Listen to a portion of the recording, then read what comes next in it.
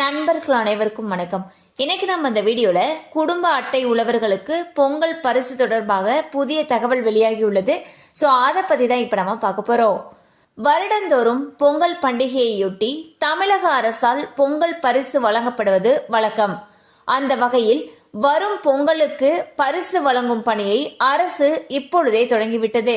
இன்னும் ஓரிரு நாட்களில் ரேஷன் கடைகள் மூலமாக இலவச வேட்டி சேலைகள் விநியோகம் தொடங்கப்படும் என்று தெரிவிக்கப்பட்டுள்ளது.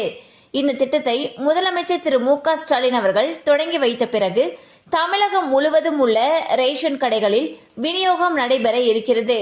மேலும் பச்சரிசி, வெல்லம், கரும்பு மற்றும் ரொக்க பணம் வழங்குவது தொடர்பான அறிவிப்பும் விரைவில் வெளியாகலாம் என்று எதிர்பார்க்கப்படுகிறது. ஸோ பாத்தீங்கன்னா வரக்கூடிய பொங்கல் பண்டிகையை முன்னிட்டு ரேஷன் அட்டைதாரர்கள் அனைவருக்குமே இலவச வேஷ்டி சேலை விநியோகம் விரைவில் தொடங்கப்படும் என்று தகவல்கள் தெரிவிக்கின்றன. அது மட்டும் இல்லாம இப்ப 2026 எலெக்ஷன் வரக்கூடிய காரணத்தினால இந்த வேட்டி சேலைகளோட சேர்த்து பொங்கல் பரிசு தொகுப்போட சேர்த்து ரொக்க பணமும் வழங்குவாங்க அப்படின்ற எதிர்பார்ப்பு மக்களிடையே நிலவி வருகிறது. கண்டிப்பா அந்த அப்டேட் உங்களுக்கு பயனுள்ளதா இருந்திருக்கும் நம்புறோம். மேலும் இது போல அப்டேட்ஸ் உங்களை உடனே ரீச் ஆகணும்னு நினைச்சீங்கன்னா நம்ம சேனலோட தொடர்ந்து இணைந்திருங்கள்.